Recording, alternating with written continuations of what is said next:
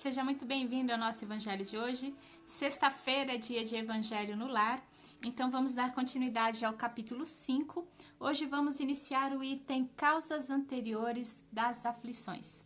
Então, como nós conversamos toda sexta-feira, é um dia que a gente chama Jesus para tomar café conosco, é um momento que a gente faz o Evangelho no nosso lar, é um momento que a gente tira aquela energia que não está muito boa e enche a nossa casa de paz, de tranquilidade e deixa o nosso ambiente que a gente vive mais tranquilo. Então vamos começar? Agradecemos a Deus por mais uma oportunidade de estarmos reunidos, pedimos a Ele, aos mentores da nossa casa, que nos envolvam com muita luz, muita paz, para que possamos fazer mais um Evangelho no lar. Que assim seja, graças a Deus. Então, causas anteriores das aflições. As causas que dão origem às aflições do homem podem ser classificadas em dois grupos: as aflições cujo homem é o próprio culpado e as aflições que aparentemente são alheias à sua vontade e que parecem atingi-lo como por fatalidade. Existem acidentes que o homem provoca por sua irresponsabilidade e imprudência, e outros que nenhuma precaução poderia evitar, como, por exemplo, perda de pessoas amadas, perda daqueles que sustentam a família, calamidades naturais, enfermidades de nascença, sobretudo as que tiram do indivíduo a possibilidade de ganhar a própria vida com o seu trabalho, como as deformidades físicas, a idiotia e o cretinismo, etc. Aquele que nasce com alguma doença ou deformidade seguramente não fez nada nessa vida para merecer uma sorte tão triste. Impossibilitado de modificar essa situação, poderá ficar inclusive à mercê da caridade pública. Também é difícil entender porque numa mesma família nascem pessoas com necessidades especiais e outras tão favorecidas sob todos os aspectos. Qual a explicação para as crianças que morrem pequenas e que da vida só conhecem o sofrimento? São estes problemas que nenhuma filosofia ou religião pôde explicar até hoje, e que seriam a negação da bondade, da justiça e da providência de Deus. Na hipótese de que a alma e o corpo fossem criados ao mesmo tempo e de que sua sorte dependesse apenas de uma única existência terrena, também seria difícil explicar por que recém-nascidos passam por sofrimentos tão grandes, pois se nada fizeram de bem, também nada fizeram de mal. Pelo princípio de que todo efeito tem uma causa, e admitindo-se que Deus é justo, essa causa também deve ser justa. Se a causa vem sempre antes do efeito e ela não está na vida atual, só poderá estar em uma vida anterior. Quando somos punidos, é porque fazemos o mal, e se não fizemos nessa vida, seguramente o fizemos em outra. É uma conclusão da qual ninguém pode fugir e que demonstra toda a lógica da justiça de Deus. O homem que pratica o mal nem sempre é totalmente punido em sua existência atual, porém ele nunca escapará às consequências de suas faltas. A prosperidade do mal é apenas momentânea, porque se ele não for punido hoje, certamente o será amanhã. Assim, a infelicidade que à primeira vista nos parece imerecida tem razão de ser. Aquele que sofre está resgatando os erros que cometeu no passado e sempre poderá dizer: perdoa-me, Senhor, porque errei. Eu vou parar por aqui. O item ele é extenso, mas já dá pra gente conversar um pouquinho e daí a gente continua mais um pouquinho a semana que vem. Mas eu acho que esse é um dos itens do Evangelho segundo o Espiritismo que mais esclarece dúvidas nossas, né? Antes da gente estudar a doutrina espírita, antes da gente conhecer a doutrina espírita, acho que todos nós questionamos por que nascem crianças doentes, por que morrem pais de família e deixam a família desamparada, mãe de família e deixa a família desamparada, porque alguns nascem com deformidades físicas enquanto outros nascem perfeitos na mesma família. Então, se a gente olhar sob a ótica da vida atual, não existe uma explicação.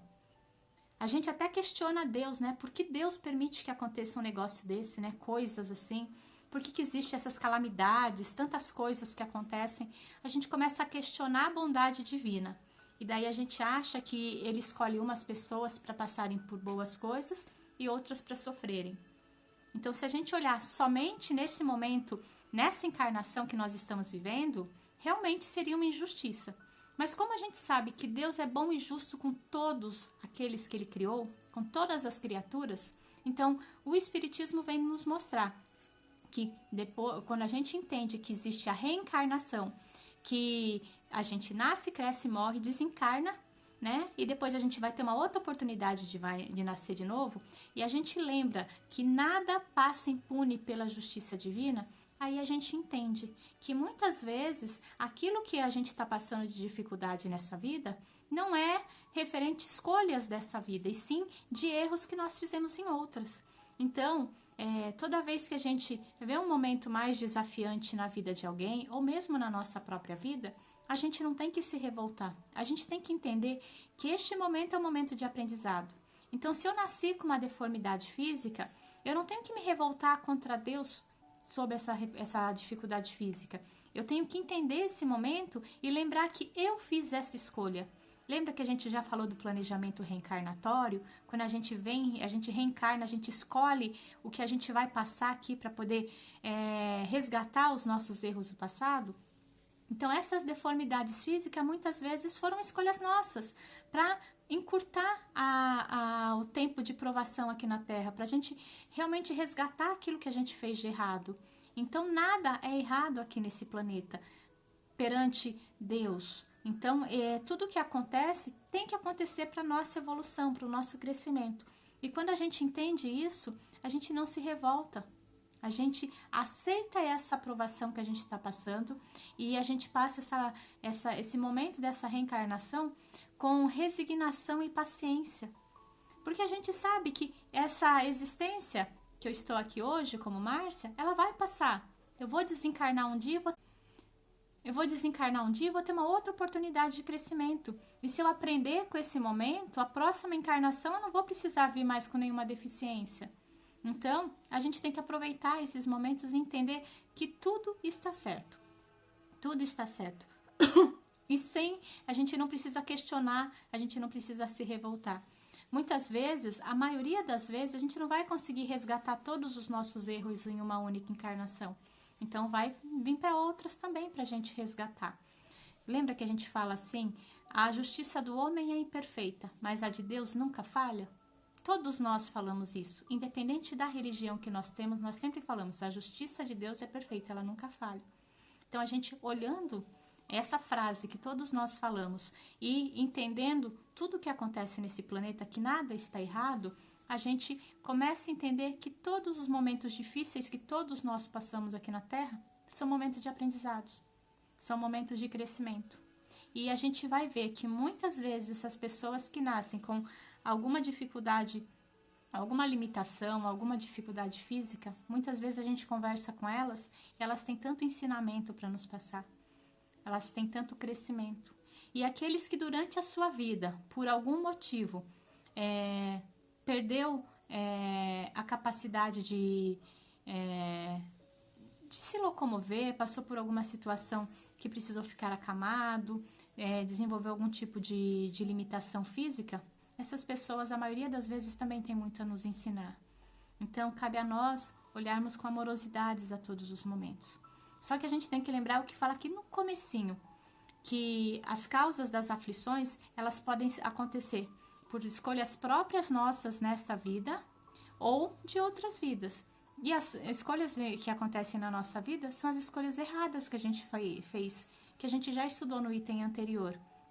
Então, esse item das causas anteriores, ele vai, ao ponto que a gente vai estudando ele vai tirando dúvidas que as outras religiões, que as outras filosofias não conseguem tirar.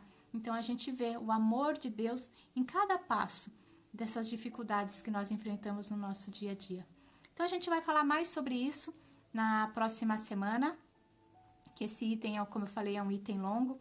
Não dá para falar tudo num dia só, porque o nosso tempo é pequenininho aqui. Mas a semana que vem a gente conversa um pouquinho mais sobre ele. Então, vamos fazer a nossa prece. Se você quiser deixar um pouquinho de água reservado para fluidificar, é só deixar um copinho aí do lado. A água fluidificada, ela serve de remédio para o nosso corpo físico e espiritual, ajuda a equilibrar as nossas emoções, ajuda a fortalecer a nossa fé e a nossa esperança. Então, vamos começar? Agradecemos a Deus, aos amigos espirituais, os mentores da nossa casa, os mentores individuais de cada um de nós que estamos aqui reunidos, pela oportunidade do reencontro. Pedimos a eles que envolvam com muito amor e muita paz a nossa casa, envolvendo todos os cômodos, colocando paz, equilíbrio, amor em cada cantinho da nossa casa, envolvendo todas as pessoas que moram conosco com essas energias de amor e de paz. Se nós moramos sozinhos, que essa energia também envolva nós mesmos. Pedimos também que seja tirado tudo aquilo que for triste, de negativo, que não seja bom, que esteja nos ambientes da nossa casa. Que os nossos pensamentos sejam iluminados e cheios de amor, de paz e de esperança. Que essas energias de amor envolva também todas as pessoas que nós conhecemos, nossos familiares, nossos amigos, aquelas pessoas que trabalham conosco, que todos eles recebam essas energias de amor e de paz. Que esse amor também envolva o nosso ambiente de trabalho, envolva todas aquelas pessoas que nós amamos que já partiram para o mundo espiritual, envolva também aquelas pessoas que nós temos alguma dificuldade de relacionamento, que essas nos perdoem e nos aceitem, e que nós também possamos perdoá-las e aceitá-las. Pedimos, Pai, que essas energias de amor envolvam o bairro que nos acolhe, a cidade que nos acolhe, o estado que nos acolhe, o país que nos acolhe, o planeta que nos acolhe, envolvendo todas as pessoas. Que o amor de Deus possa entrar em cada lar, envolvendo cada família com muita luz, muita paz, muita harmonia. Que todos possam se respeitar, que todos os lares possa existir amor e carinho, possa existir respeito, possa existir paz e equilíbrio. Pedimos, Pai, que olhar por todos aqueles que necessitam nesse momento, sejam com problemas físicos, emocionais e espirituais. Envolva todos aqueles que estão enfermos nos hospitais, pronto-socorros, nos seus lares ou em qualquer outro lugar. Que eles sejam envolvidos numa luz de amor e de paz. Que a equipe espiritual dos médicos possa auxiliar no tratamento de cada uma dessas pessoas. Pedimos também pelos seus familiares e amigos que fortaleçam a sua fé e a sua esperança. Pedimos, Pai, que olhar por todos os profissionais da área da saúde, envolva também aqueles que partiram ou que ainda irão partir no dia de hoje de volta ao mundo espiritual. Que esses sejam recebidos com amor e com carinho pela equipe de Maria e que seus familiares que aqui ficaram sejam consolados nesse momento difícil. Nós agradecemos, Pai. Agradecemos por mais um Evangelho. Agradecemos pela presença amorosa do Cristo no nosso lar. Agradecemos pelo corpo perfeito que temos, pela comida que está na nossa mesa, pelo lar que temos, pela família, por todos aqueles que amamos. Mas principalmente agradecemos a Ti, Pai. Agradecemos a nossa vida e agradecemos a certeza de que nós nunca estamos sozinhos. Graças a Deus. E assim, agradecemos a Deus, aos amigos espirituais que estavam conosco hoje. Pedimos a eles que iluminem a nossa semana, que a nossa semana seja cheia de paz, de equilíbrio. E na próxima sexta-feira a gente estará junto para fazer o Evangelho no Lar. E amanhã a gente volta com a leitura do livro Respostas da Vida, de André Luiz. Fiquem com Deus.